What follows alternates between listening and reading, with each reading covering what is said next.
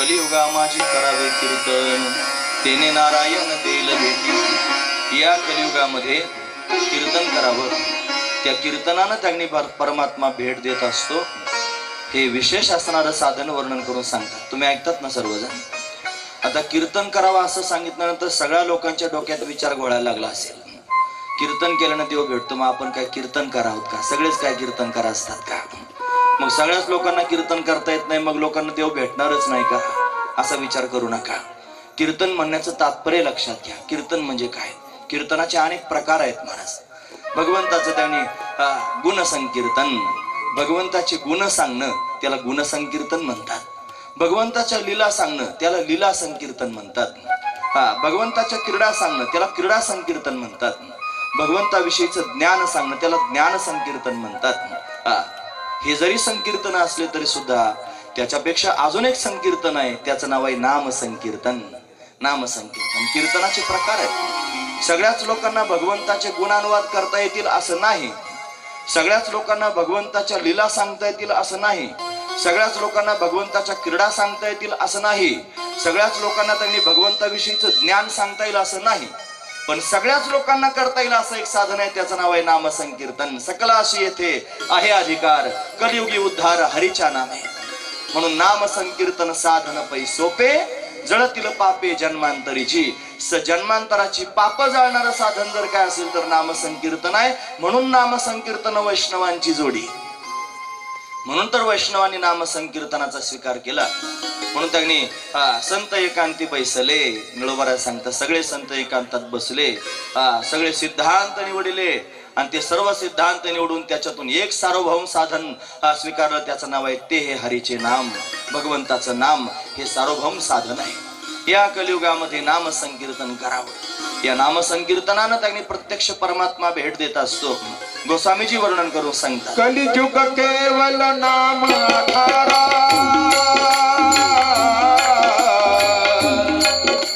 सुमिर सुमिर नर उतरहि पारा। कलियुग केवल नाम आधारा, सुमिर सुमिर नर उतरहि पारा।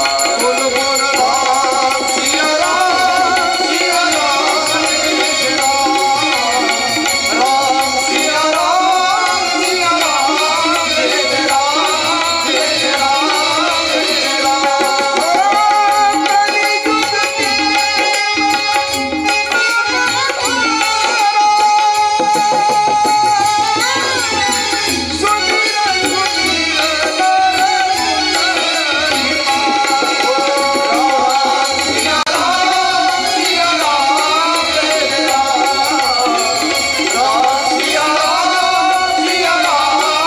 कृष्ण राम कृष्ण राम। कलियुग प्रभु रामचंद्र भगवान की जय। कलियुग केवल नाम आधारा, सुमिर सुमिर नर उतरहि पारा। नाम हेच कलियुगामध्ये सर्व जीवांना उद्धरून जाण्याचा आधार आहे महाराज। म्हणून 4 युगांमध्ये 4 प्रकारची साधना सांगितली। हरी हे कृते यध्यायतो विष्णुं, त्रेतायाम यजतो मखैः, द्वापारे परिचर्यायाम कलो तत् हरि कीर्तनात। कृते यध्यायतो विष्णुं, कृतयुगामध्ये विष्णू परमात्म्याचं ध्यान केलं जात होतं। त्रेतायाम यजतो मखैः, मख म्हणजे यज्ञ, त्रेतायुगामध्ये यज्ञानं परमात्मा प्रसन्न होत होता। द्वापार युगामध्ये परिचर्या नाम सेवा केल्यानं परमात्मा प्रसन्न होत होता। पण कलियुगामध्ये कलौ तत् हरिकीर्तनात, कलियुगामध्ये हरिकीर्तन केल्यानं परमात्मा त्यांनी प्रसन्न होतो। एवढं सामर्थ्य त्यांनी हरिकीर्तनाचं आहे। म्हणून त्यांनी कली वाईट आहे असं त्यांनी फक्त सांगितलं जातं, पण कलीचे चांगले गुणही सांगावेत, पण आधी दोष सांगितले मग गुण सांगितले। म्हणून त्यांनी कलीला या ठिकाणी राजा परीक्षितीनं राहू दिलं। म्हणून हे बाले चिंता करू नकोस, वृथा खेदयसे बाले, अहो चिंता तुरा कथम, श्रीकृष्ण चरणांभोज स्मरम दुःख गमिष्यसी। म्हणून तू भगवान श्रीकृष्ण परमात्म्याच्या चरणांचं स्मरण कर, तुझं दुःख निघून जाईल। मग उदाहरण सांगू लागले, हे बघा, द्रौपदीचे परित्राता यदा कौरव कश्मलात, यदा म्हणजे जसं कौरव रूपी चिखलामध्ये द्रौपदी रूपी कमळाचा ज्यानं सांभाळ केला तो श्रीकृष्ण हा स्वकृष्ण हा कुपिनोगत हा म्हणून त्यांनी तो कृष्ण कुठेही गेलेला नाही. त्याचं स्मरण केल्याबरोबर तो आजही भक्तांच्या समोर प्रगट होतो. म्हणून त्याचं स्मरण करा. नाम संकीर्तन हे उद्धरून जाण्याचं साधन आहे. ही कलियुगातली साधना आहे. भगवंताचं स्मरण केलं पाहिजे असंच त्यांनी सगळे लोक ऐकतात. फक्त उद्धरून जायचं म्हणजे नेमकं काय हेच लोकांना कळत नाही. उद्धरून जायचं नामसंकीर्तन साधना लोक करतील इथपर्यंत ठीक आहे. रात्रंदिवसही नामसंकीर्तन त्यांनी लोक करतील. पण का करायचंय विचारलं तर सांगतील सुद्धा उद्धरून जायचंय. अरे पण उद्धार उद्धार म्हणजे नेमकं काय? मोक्ष मोक्ष म्हणजे नेमकं काय? काय अर्थ होतो मोक्षाचा? काय अर्थ होतो उद्धाराचा? अरे हा उद्धार मिळतो तरी कधी? लोक म्हणतात चांगलं असतं देवधर्म केल्यानंतर मेल्यावर उद्धार होतो. मेल्यावर उद्धार होत असतो का? मेल्यानंतर मोक्षाची कल्पना वारकरी संप्रदायात आहे का? मोक्ष मेल्यापाठी आमासी होईल असं जे म्हणतात त्यांना फक्त मूर्ख नाही म्हणलं, महामूर्ख म्हणलं. ते महामूर्ख आहेत. अरे मेल्यानंतर उद्धार होत नाही, मेल्यावर मोक्ष होत नाही. मोक्ष जर व्हायचा असेल तर याच देही याच डोळा जिवंतपणेच त्यांनी मोक्ष प्राप्त होत असतो. पण नाम संकीर्तन हे साधना इथपर्यंत कळालं. पण या साधनेच्या माध्यमातून साध्य काय प्राप्त करून घ्यायचंय त्याचंही आधी ज्ञान असावं. साध्याचं ज्ञान झाल्याशिवाय साधन उपयोगाला येणार नाही. म्हणून आधी साध्याचं ज्ञान प्राप्त करून घ्यावं. याच्याकरिता फार पंडित झालं पाहिजे अजिबात डोक्यात आणू नका. याच्याकरिता फार तुम्हाला ग्रंथ शिकावे लागतील, अमुक करावं लागेल असं डोक्यात आणू नका. भोळा भाबडा मनुष्य सुद्धा सहज त्याने उद्धरून जाऊ शकतो. त्याला फक्त कळालं पाहिजे की मी जीव आहे आणि अनादिकालापासून मला हा जीवपणा प्राप्त झालेला आहे. तुम्ही ऐकतात ना सर्वजण? हे सगळं सांगायला माझ्याकडे वेळ नाही तरी सुद्धा त्यांनी मला हे सांगावं असं वाटतंय. का तर हे पण सांगणं गरजेचीच गोष्ट आहे महाराज. आपण कधीपासून जीव झालो आपल्याला माहित नाही. 6 गोष्टी शास्त्रानं अनादी सांगितल्या. कानूनचं करून ऐका. नंबर 1 ब्रह्म अनादी आहे. नंबर 2 प्रकृती अनादी आहे. नंबर 3 त्यांचा संबंध अनादी आहे. नंबर 4 ईश्वर अनादी आहे. नंबर 5 जीव अनादी आहे. नंबर 6 या सगळ्यांमध्ये असणारा भेद अनादी आहे. या 6 गोष्टी अनादी आहेत. त्याच्यामध्ये 5 गोष्टी अनादी शांत आहेत आणि 1 गोष्ट अनादी अनंत आहे. शांत म्हणजे काय? ज्याचा अंत होतो त्याला शांत म्हणतात. आणि अनंत म्हणजे काय? ज्याचा कधी अंतच होत नाही त्याला अनंत म्हणतात. 1 गोष्ट अनादी अनंत आहे ती आहे ब्रह्म. ब्रह्म हे अनादी आहे आणि अनंत आहे. आणि बाकीचे जे 5 आहेत ते अनादी आहेत खरे पण शांत आहेत. ब्रह्मज्ञानानं त्यांचा अंत होतो. त्या अंत होणाऱ्यांमध्ये त्यांनी जीव हा एक शब्द आहे जीव. म्हणून जीव सुद्धा त्यांनी ब्रह्मज्ञानानं बाधित होऊन जातो. जीवपणा संपून जातो. महत्वाची गोष्ट आहे. जीवग्रंथीचा भेद होणं महत्वाची गोष्ट आहे. म्हणून जीवपणा घालवायचा आहे. अट्टहास करायचा आहे. जीवपणा घालवण्याकरिता लक्षपूर्वक आहे का? तुकोबऱ्यांचा अभंग सगळ्यांचा पाठ आहे. सारे लोक तिला एका वरचढ एक चाल लावतात. याजसाठी केला होता अट्टहास. मला कधी कधी प्रश्न पडतो महाराज, साधू संतांनी हे अभंग चाली लावण्याकरिता तयार करून ठेवले की आपली चाल बदलण्याकरिता तयार करून ठेवले? लोक अभंगाला चाली लावतात खरे पण आपली चाल मात्र बदलीत नाहीत. चाल बदलली पाहिजे.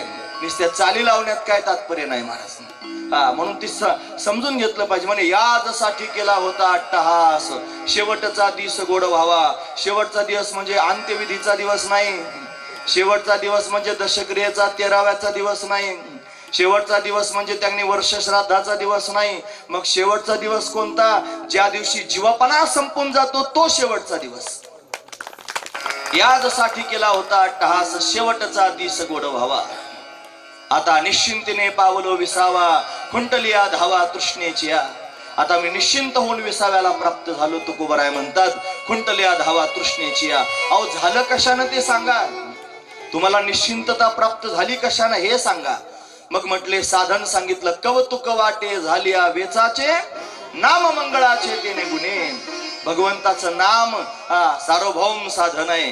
म्हणून भगवंताच्या नामाचा आश्रय केला आणि भगवत नाम चिंतनाच्या प्रभावानं काय फल प्राप्त झालं? तुका म्हणे मुक्ती परिनिली नोवरी. आता दिवसच्या रे खेळी मिळी. हे वर्म आहे. लक्षात घेण्यासारखं वर्म आहे. म्हणून अट्टहास जर करायचा असेल तर कशाकरिता केला पाहिजे कळालं पाहिजे. नाही तर कहा गए तो कहा नाही, क्या लाय तो कुछ नाही. आमचे भाऊ सांगायचे. भाऊ म्हणजे वैकुंठवासी पंढरीनाथ महाराज देवकर, पांढऱ्या फेट्यावाले बाबा. बऱ्याच लोकांना माहिती आहेत. सोनेवाडीकर बाबा त्यांना म्हणायचे. आपले श्रम वायाला जातील ना महाराज. जुन्या काळात लग्न जायचे, त्या लग्नामध्ये त्यांनी वऱ्हाड बैलगाडीत जायचं. आता बरेच 2-3 मुक्काम पडत त्यांनी वऱ्हाड निघालं जाण्याकरिता, आणि एका गावात त्यांनी अशा पद्धतीने ते वऱ्हाड मुक्कामाला थांबलं. थांबल्यानंतर थांबायची व्यवस्था केली होती. एक जोडीने लग्नाला चालले होते. दोघं नवरा बायको होते. जरा थोडे धक्क्याला लागलेले होते. कळतं ना तुम्हाला, म्हणजे जरा जास्त वय झालेलं होतं. आता ते ग्रहस्थ थकले. थकल्यानंतर बायकोला म्हणले, हे बघ आता मी तिथे कुठेतरी थांबण्याकरिता जाणू सोडा असेल तिथे जाऊन झोपणार आहे. माझ्या अंगावर लाल शाल आहे, ती पांघरून मी झोपेन. आपण फार पाय दुखतायत, तू ये, पायाची आग चालली, थोडं पायाला तेल लावून दे. आता गेले आणि झोपले. झोपल्यानंतर थेट आतल्या बाजूला झोपले, कोपऱ्यात जाऊन. तसाच दुसऱ्या शालीवाला माणूस होता, तो दारात झोपला होता. गेली म्हातारी, तिनं वाटी घेतली काश्याची, तेल घेतलं, म्हाताऱ्याच्या पायाला तेल लावायचं, पाय दाबायचे. दाराच्या तोंडालाच झोपलेलं होतं दुसरं पांघरून घेऊन. तिला वाटलं तेच आहे. गाय गेली, रात्रभर तेल लावलं त्याच्या पायाला, रात्रभर पाय दाबले आणि तांबडं फुटाच टायमाला निघून गेले. आता हा झोपला तसाच झोपला, आणि ज्याच्या पायाला तेल लावलं तोही रांगडाच होता. त्याला जाग आली नाही महाराज. रात्रभर तेल लावलं तरी त्याला जाग आली नाही, त्याचे पाय दाबले तरी जाग आली नाही. सकाळी उठल्यानंतर त्यांनी म्हातारीला धामधूम करायला लागलं. मला तुला काल बोलवलं होतं पायाला, त्यांनी माझे पाय दुखत होते, पाय म्हणजे रातभर तेल लावित होते पायाला. आणि मग विचार केला कुठं, म्हणजे दाराच्या तोंडाला तुम्ही झोपले होते. हा, मला दाराच्या तोंडाला मी नव्हतो, दुसराच होता, मी आतमध्ये झोपलो होतो. ऐकतात ना तुम्ही सर्वजण. तिने सेवा केली की नाही केली हो, तिनं पाय दाबले का नाही दाबले हो, पण काय फायदा. जे झोपलं होतं त्याला कळालं सुद्धा नाही, फायद्याचं काही कारणच नाही. आणि ज्याचे दाबायचे होते त्याला त्याच्यापर्यंत पोहोचलंच नाही. जन्मभरे नामचिंतन केलं, जन्मभरे वाऱ्या केल्या मुंगळ्यासारख्या पंढरपूरला जाऊन घरी आले. जन्मभरे पोथ्या वाचून गाडीची साठी भर पोथ्या वाचल्या, काही केलं, आणि वर्मच जर कळालं नाही की कशाकरिता मी हे करतो, तर काही उपयोग होणार नाही. काही उपयोग होणार नाही. सावधान, सुधरून ऐका, कान उंच करून ऐका. महत्वाचा मुद्दा सांगतोय. पण नामसंकीर्तन साधना आपण करू, साधना सर्वजण करतील, पण साधना का करायची हे कळालं पाहिजे. माझा जीवपणा गेला पाहिजे, माझं भवबंधन त्यांनी सुटलं पाहिजे, काळाच्या तडाख्यातून मी वाचलं पाहिजे. मला स्वरूपाची स्थिती प्राप्त झाली पाहिजे, मला स्वरूप बोध प्राप्त होऊन त्यांनी तदाकार स्थिती प्राप्त झाली पाहिजे. याच्याकरिता नामसंकीर्तन साधना कलियुगात करावी. हे ज्याला कळालं तो तरलाच म्हणून समजा. ज्याला हेच कळालं नाही तो साधना करून काय उपयोग होईल. म्हणून त्यांनी साधन करायचं आहे. म्हणून नामसंकीर्तन साधन पै सोपं साधन आहे. कलियुग केवल नाम आधारा, सुमिर सुमिर नर उतर हे पारा. म्हणून त्यांनी कलियुगात हे श्रेष्ठ साधन आहे, नामरूपी साधन आहे. म्हणून त्यांनी भगवान तारतो, भगवान सांभाळतो. तो भगवान कुठे गेला नाही, स्मरण केलं की परमात्मा येत असतो, हे लक्षात घ्यावं. म्हणून भक्तीला नारदजी महाराज समजून सांगू लागले. आणि मग त्यांनी विचारपूर्वक ज्ञान वैराग्यांच्या जवळ गेले. जे म्हातारे झालेले आहेत त्यांच्या कानाजवळ त्यांनी तोंड नेलं. सुतजी महाराज वर्णन करून सांगतात, मुखम संयोज्य करणांते शब्दमुच्चे समुच्चरण ज्ञानम प्रबुद्धताम शीघ्रम रे वैराग्य प्रबुद्धताम. हे ज्ञान जागा हो, हे वैराग्य जागा हो. पण म्हातारे झालेले होते ज्ञान वैराग्य, ते काही केलं जागेच होईनात महाराज. मग काय करावं. नारदांना चिंता वाटू लागली. अरे म्हणजे मी एवढा त्यांच्या कानाजवळ जाऊन जागा करतोय तरी जागे होत नाहीत, मग काय केलं पाहिजे.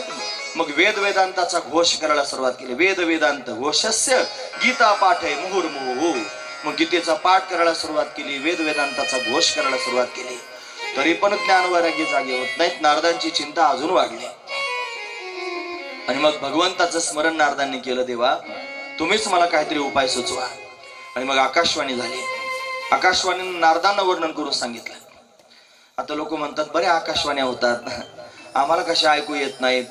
आता सगळ्यांना कशी आकाशवाणी ऐकली, खरं सांगा. आम्हाला आकाशवाणी होत नाही का. होते ना आकाशवाणी. आकाशवाणी ऐकण्याकरता सुद्धा काय असावं लागेल. जरा खाली येऊन बोलू का. आकाशवाणी ऐकू येण्याकरिता सुद्धा लायकी असावी लागेल. खालचा शब्द आहे ना, पण आजच्या युगामध्ये हेच शब्द वापरले पाहिजेत अशा लोकांना. जे लोक तुम्हाला त्यांनी आडवं लागणार आहेत आता, जे म्हणतील कशाची आकाशवाणी, कुठं त्यांनी विमान होतं, आता विमान निघलं म्हणजे पुष्पक विमान तुम्ही सांगायला लागले लोकांच्या समोर, हे सगळं त्यांनी असतं का? अशा लोकांना अशीच उत्तरं दिली पाहिजेत. अशी उत्तरं जर दिली नाही तर हे तुमच्या डोक्यावर नाचतील, नाही ना त्या ठिकाणी तुम्हाला त्यांनी खाली पाहायला लावतील. म्हणून सावधान, अशीच उत्तरं देत जा त्या लोकांना. त्याच्याकरता वक्ते बाबाच पाहिजे होते. हे दुसऱ्याने करायचं काम नाही महाराज. वक्ते बाबाच पाहिजेत त्याच्याकरता, दुसरा माणूस हे काम करू शकत नाही. पण आता आपलं काय असेल, भगवंताची इच्छा. म्हणून बाबा त्यांनी आज जरी आपल्याला दिसत नसले तरी बाबांचे जे विशेष असणारे विचार आहेत त्या विचारांना मात्र कोणी मुरड घालू शकत नाही. म्हणून त्यांनी बाबांनी आपल्याला शिकवलंय सगळ्या लोकांना. म्हणून त्या विचारांबरोबर चाललं पाहिजे. असू द्या, ते हजर जबाबी होते, हजर जबाबी होते. प्रत्येक गोष्टीला त्यांनी हजर जबाब. म्हणून वक्ते बाबाच आहेत. किती माणसं एकत्र केले म्हणजे वक्ते बाबा होतील? होणार नाहीत. बरं, होणार नाही. आज आपण मोठ्या बाबांची आठवण करतो. अरे आमच्यासारखे किती त्यांनी बुवा जमा केली म्हणजे मोठ्या बाबांची सर येईल. अरे ती येणारच नाही, काही केलं तरी येणार नाही. म्हणून ते महात गेले दिगंबरेश्वर विभूती, राहिल्या त्या कीर्ती जगा माझी. म्हणून ते तेच आहेत, त्यांच्यासारखं दुसरं कोणी नाही. महत्वाची गोष्ट आहे महाराज. असू द्या, आकाशवाणी झाली याच्याकरता मी सांगतोय. हे का आधी सांगतो मी? बऱ्याच वेळेला असं ऐकायला लागले की नास्तिक माणसाच्या डोक्यामध्ये वळवळ वळवळ सुरुवात होते. मग त्याची वळवळ बंद होण्याकरता असं एखादं इंजेक्शन आधीच फेकून मारायचं. ते बरोबर त्याच्या वर्मावर जाऊन लागतं, मग ते परत वर तोंड काढीत नाही. म्हणून त्याच्याकरता हे इंजेक्शन असं आधी दिलं पाहिजे. मग नास्तिक लोक जास्त वटवट करीत नाही. असू द्या, आकाशवाणी झाली आणि आकाशवाणीने सांगायला सुरुवात केली. एदर्थम तू सत्कर्म सुरर्षित्वम समाचर तत्ते कर्मा विधास्यन्ति साधव साधू भूषण. हे साधू भूषण नारदजी, जर तुम्हाला त्यांनी ज्ञान वैराग्यानं समाधान प्राप्त करून द्यायचं असेल, भक्ती मातेला जर सुखी करायचं असेल तर सत्कर्म करा, सत्कर्म करा. नारदजी विचारात पडले, सत्कर्म म्हणजे काय? सत्कर्म करणं म्हणजे काय? आता कुठे जाऊन पानपोई घालू का, अन्नदान करू का, रक्तदान करू का, हे सगळे लोक पाया पडत होती त्यांना मतदान करू? नेमकं काय सत्कर्म करू म्हणजे नेमकं काय करू? समजेच ना. मग सत्कर्म म्हणजे काय विचारण्याकरिता नारदजी त्यांनी फिरू लागले. पण नारदजी एवढे श्रेष्ठ आहेत, सगळ्या गुरूंचे गुरु आहेत महाराज, सब बाबा के बाबा. आणि ते जर विचारपूस करण्याकरिता फिरतायत, मग लोकांनी काय विचार करावा? अरे हे आले, आता मला विचारतील, त्यापेक्षा दरवाजा लावून घ्यावा. लोक दारं लावून घ्यायला लागले. मग काय करायचं? फिरत फिरत नारदजी महाराज बद्रिकाश्रमापर्यंत आले.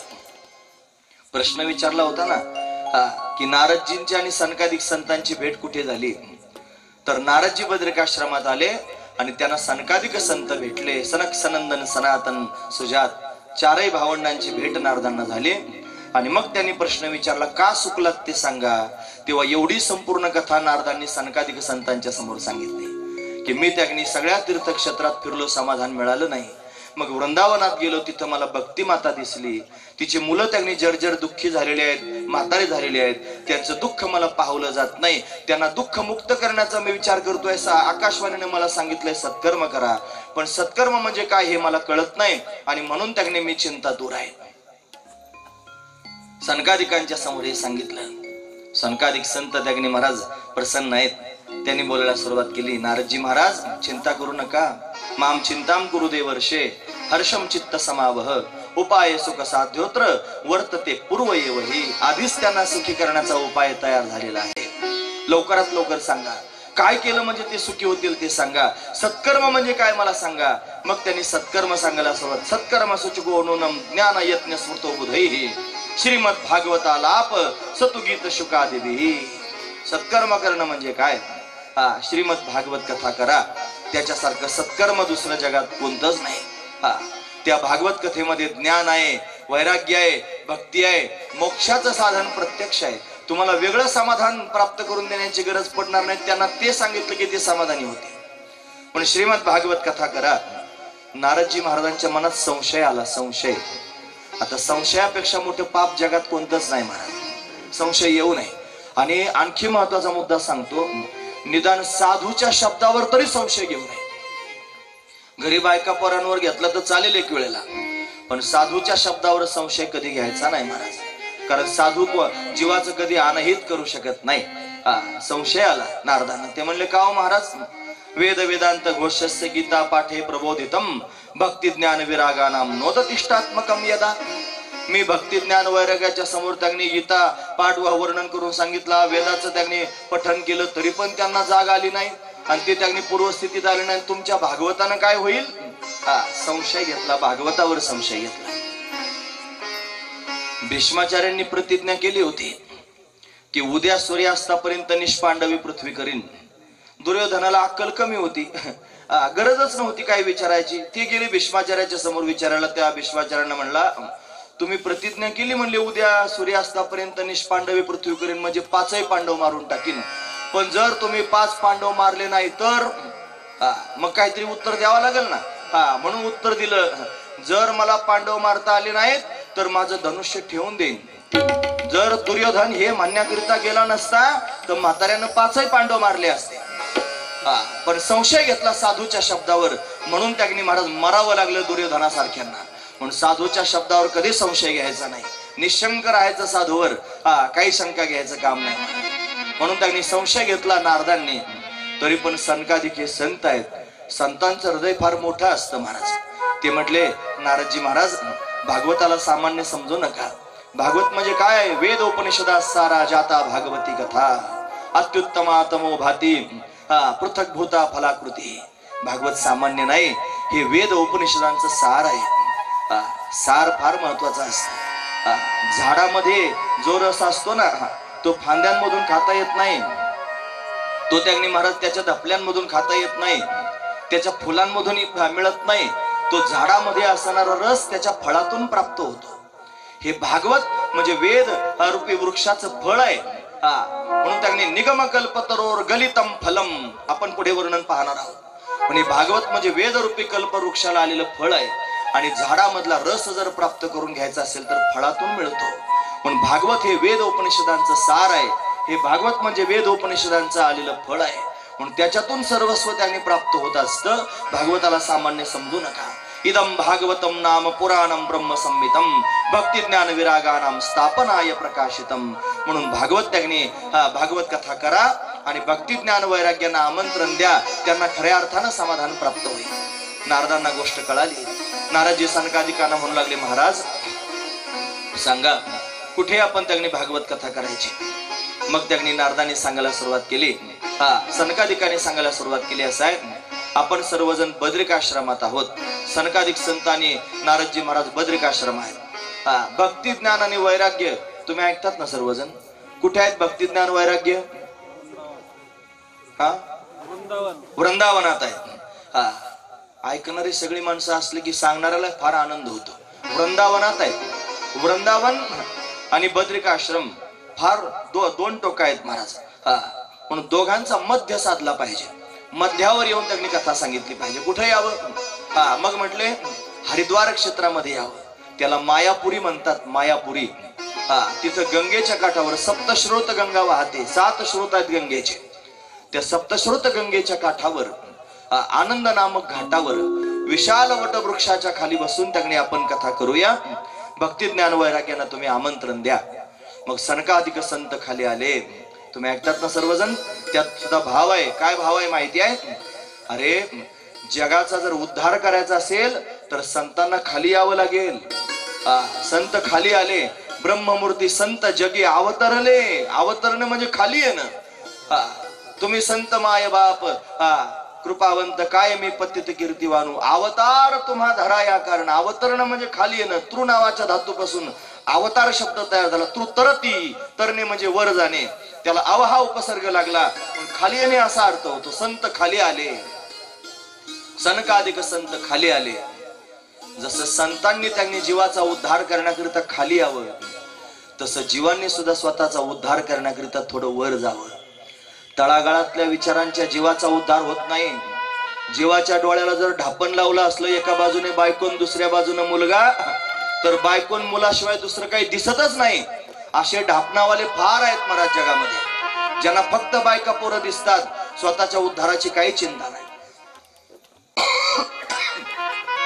जर ढापणच लावायचं असेल तर हरिभक्तीचं लावावं. जर ढापणच लावायचं असेल तर भगवंताच्या प्रेमाचं लावावं. जर ढापणच लावायचं असेल तर भगवंताच्या दर्शनाचं लावावं आणि जिकडे पाहावं तिकडे फक्त भगवानच पाहावा, दुसरं काही पाहूच नाही. असं जर डोळ्याला ढापण असेल तर मग मात्र देवापर्यंत जाता येईल. पण सगळा संसारही डोळ्याला दिसतोय आणि परमार्थ करायचा आहे, जमत नाही महाराज. म्हणून जीवानं थोडा उच्च विचारावर जावं, तळागाळातले विचार सोडावेत. म्हणून त्यांनी जीवानं वर जावं. म्हणून वृंदावन धामापासून त्यांनी भक्ती ज्ञान वैराग्यानं वरती यावं लागलं आणि सनकादिक संतांना बद्रिकाश्रमापासून खाली यावं लागलं. मग सध्या मध्य अशा पद्धतीने साधला. आनंद नामक घाटावर सनकादिक संत कथा सांगू लागले. उंच आसनावर बसलेले आहेत. नारदजी महाराज मुख्य यजमान म्हणून बसलेले आहेत. कथा ऐकण्याकरिता यजमानाची पण गरज असते. आज यजमानांना आवर्जून त्यांनी बोलून घेतलं, नाही तुम्ही माझ्या समोर बसा आणि बसून त्यांनी कथा ऐका. त्यांनी मान्य केलं. समोर येऊन त्यांनी बसले आहेत. कथा ऐकण्याकरिता यजमान असावा लागतो. त्यानं त्यांनी कथा श्रवण करावी. त्याला प्रधान मानून त्यांनी कथा सांगितली जाते. म्हणून नारदजी महाराज कथा ऐकण्याकरिता समोर बसले. भृगु ऋषी सगळ्यांना आमंत्रण देऊ लागले. भागवत कथा जर असेल तर तिचं आमंत्रण देत जावं. सगळ्यांना पत्रिका छापाव्यात. मोठा पंडाल म्हणजे मंडप अशा पद्धतीने द्यावा. सगळ्या लोकांची व्यवस्था करावी, बसण्याची, खाण्याची, अशी त्यांनी व्यवस्था भागवताची कथा जिथे असते तिथे होत असते. म्हणून भृगु ऋषी त्यांनी सांगण्याकरिता फिरू लागले. अनेक ऋषीमुनी आले. भृगु वशिष्ठ चवन गौतम मेधा तिथे देवल देव राहतो. अनेक ऋषीमुनी समोर येऊन त्यांनी बसले आणि सनकादिक संत त्यांनी भागवताचं महात्म्य सांगू लागले. कुमाराऊचू हे सदासेव्या सदासेव्या श्रीमद भागवती कथा यस्या श्रवण मात्रेन हरिश्चित्तम समाश्रयेत. सदासेव्या सदासेव्या श्रीमद भागवती कथा. श्रीमद भागवताच्या कथेचं सदैव सेवन करा, श्रवण करा.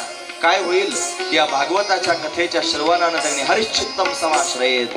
आपलं चित्त त्यांनी श्रीहरीच्या ठिकाणी स्थिर होईल. हरीच्या चरणाच्या ठिकाणी चित्त लागेल. म्हणून श्रेष्ठ असणार हरीचे चिंतन अशा पद्धतीने जीवाला घडेल. असा महिमा सांगू लागले. हे भागवत सामान्य नाही. किम श्रुती बहुशास्त्री पुराणेश्य भूमावहे एकम भागवतम शास्त्रम मुक्तिदानेन गर्जती. एकमेव भागवत पुराण असं आहे जे मुक्तिदान देतं. असे सगळे पुराण गर्जना करून सांगतायत. असा भागवताचा महिमा सांगायला सुरुवात केली. प्रश्न विचारला, का हो भागवताचा महिमा एवढा का वाढला? नारदजी महाराज विचारतायत. सनकादिकांनी सांगितलं, भागवताला सामान्य समजू नका. याच्यात प्रत्यक्ष भगवान वास्तव्य करतो. याच्यात भगवान राहतो. म्हणे कसं काय? तुम्ही जसा प्रश्न विचारला असा उद्धवानं एकदा भगवंताला प्रश्न विचारला होता. उद्धवजीने विचारलं, देवा तू निजधामाला जाणार आहेस, मग तू गेल्यानंतर आम्ही तुला कुठे शोधावं? काल आपण हे थोडक्यात ऐकलं होतं. मग भगवंतानं स्वतःच सांगितलं, जरी मी जाणार असलो तरी सुद्धा मी आकृती रूपानं जाईल, पण माझं तेज मी ठेवून जाणार आहे. कुठे ठेवणार आहे लवकर सांग. मग सांगितलं, स्वकीयम यत् भवेत् तेजः तच्च भगवते दधात तिरोधाय प्रविष्टोयम श्रीमद भागवतार्णवम. अर्णव म्हणजे समुद्र. भागवत रूपी समुद्रामध्ये मी माझं तेज ठेवणार आहे असं त्यांनी भगवंतानं स्वतः सांगितलं. पण हे भागवत आहे, याच्यात प्रत्यक्ष भगवान वास्तव्य करतो. भगवत अयम भागवतः. प्रत्यक्ष भगवानच भागवताच्या रूपानं आहे. म्हणून हे श्रीमद भागवत ही भगवंताची मूर्ती आहे. त्याला वाङ्मयीन मूर्ती म्हणावं. ऐकतात ना तुम्ही सर्वजण? वाङ्मयीन मूर्ती. वाङ्मय म्हणायचं नाही बरं. तो जो ड असतो त्याच्यात एक टिपका दिलेला असतो. तो ड नाही, ग आहे. ग नाकात म्हणायचंय ते. वाङ्मय असा शब्द आहे. वाङ्मय म्हणायचं नाही, वाङ्मय. भगवंताची वाङ्मयीन. दोन प्रकारच्या मूर्ती भगवंताच्या असतात. एक आहे आरच्या मूर्ती आणि दुसरी आहे वाङ्मयीन मूर्ती. पण ही भगवंताची वाङ्मयीन मूर्ती आहे. ती आपल्या समोर प्रत्यक्ष दिसते. ते नियम वाङ्मयीन मूर्ती प्रत्यक्षावर्तते हरे सेवनात श्रवणात पाठात दर्शनात पापनासिनी. पण हे भागवत काय आहे?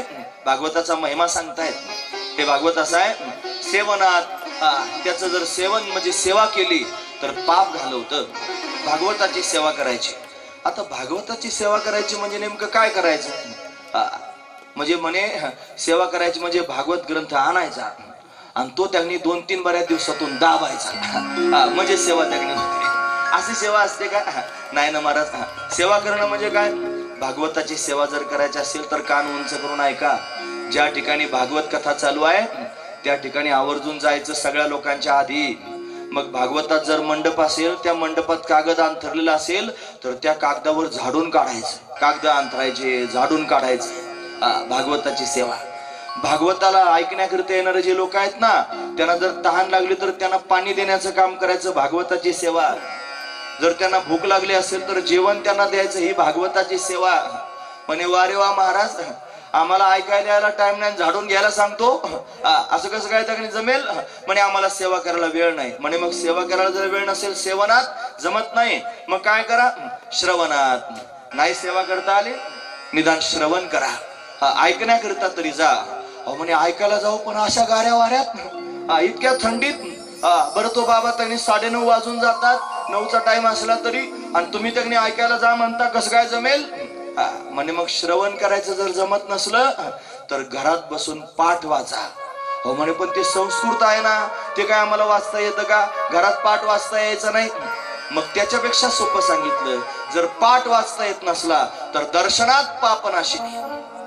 किती मुद्दे सांगितले? सेवनात, श्रवणात, पाठात, दर्शनात 4 मुद्दे सांगितले. एक तर भागवताची सेवा करा, पाप निघून जाईल. नाही सेवा करता आली, मंडपात येऊन बसा आणि सर्वांगाचे कान करून भागवत ऐका, पाप निघून जाईल. आणि तेही नाही करता आलं, घरात बसून भागवत वाचा. संस्कृत श्लोक जर वाचता येत नसतील तर मराठीत वाचा. गोरखपूर प्रकाशनाचे किती उपकार आहेत आपल्या सगळ्यांवर, किती ग्रंथ आहेत महाराज, एवढे ग्रंथ त्यांनी प्रकाशित केले. मराठी अर्थाचं भागवत मिळतं, मराठी अर्थ घरात बसून वाचा. आणि जर जमतच नसलं तर 400-500 रुपये भागवत ग्रंथ विकत घेण्याकरिता लागतात. त्याचे 2 खंड बाजारात मिळतात, एका बाजूला संस्कृत श्लोक, एका बाजूने मराठी अर्थ. असे 2 खंड आपल्या घरी आणा, त्याला वस्त्रामध्ये अशा पद्धतीने गुंडाळा. जिथं देव तुमचे ठेवले असतील त्या देवघरात त्याला सुरक्षित ठेवा. आणि काहीच नाही, रोज त्याला नित्य नियमानं नमस्कार करा, तरी पाप जळून जाईल. एवढं भागवताचं सामर्थ्य. सेवनात, श्रवणात, पाठात, दर्शनात पापनाशिनी. पण असं त्यांनी पापनाश करणारी ही कथा आहे. असा भागवताचा महिमा सांगू लागले श्री सनकादिक संत नारदजी महाराज ऐकतायत. त्याच्यात चमत्कार झाला महाराज. काय चमत्कार झाला माहिती आहे? सर्वांच्या कानावर शब्द येऊ लागले, हरी श्रीकृष्ण गोविंद हरे मुरारे, हे नाथ नारायण वा